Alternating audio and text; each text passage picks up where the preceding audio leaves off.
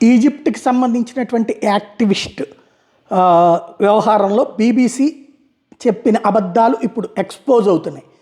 ఎవరైతే self declare rapist, నేను రేపులు చేస్తాను, అలాగే జిహాద్ పవిత్ర యుద్ధం చేస్తాను, అలాగే తెల్ల జాతీయులు చంపేస్తాను అన్నటువంటి వ్యక్తినే, ఈజిప్షియన్ యాక్టివిస్ట్ని ఇప్పుడు కీర్ స్టార్మర్ ప్రభుత్వం ఆహ్వానిస్తుంటే అదేమీ లేదని చెప్పుకొచ్చేటటువంటి ప్రయత్నం చేసింది BBC. Starmer criticised for welcoming Egyptian activist అన్నటువంటి దాన్ని తోసిపుచ్చింది.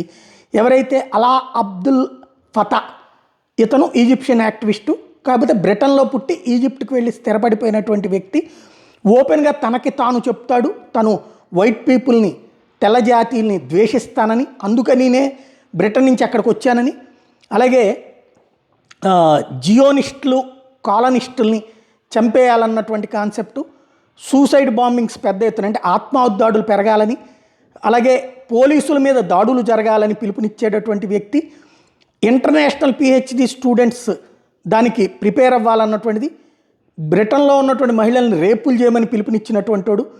ఇట్లాంటి వ్యక్తిని ఇప్పుడు కీర్ స్టార్మర్ ప్రభుత్వం నిశ్శబ్దంగా ఎలవ్ చేస్తూ ఉంటే అదేమీ లేదన్నటువంటి కోణంలో డోంట్ వర్రీ అంటూ రాసుకొచ్చినటువంటిది ఇది. అదే అలా అబ్దుల్ తనకి తాను చెప్తున్నా సరే ఏమీ లేదన్నటువంటి కీర్ స్టార్మర్ స్టేట్మెంట్స్. అంటే ఇంతకాలం ప్రజల్ని వీళ్ళందరూ కలిసి తప్పుదోవ పట్టించారు, చివరికి అతన్ని బ్రిటన్లోకి ఎలవ్ చేస్తున్నారు అన్నటువంటిదే ఇప్పుడు చర్చనీయాంశమైంది.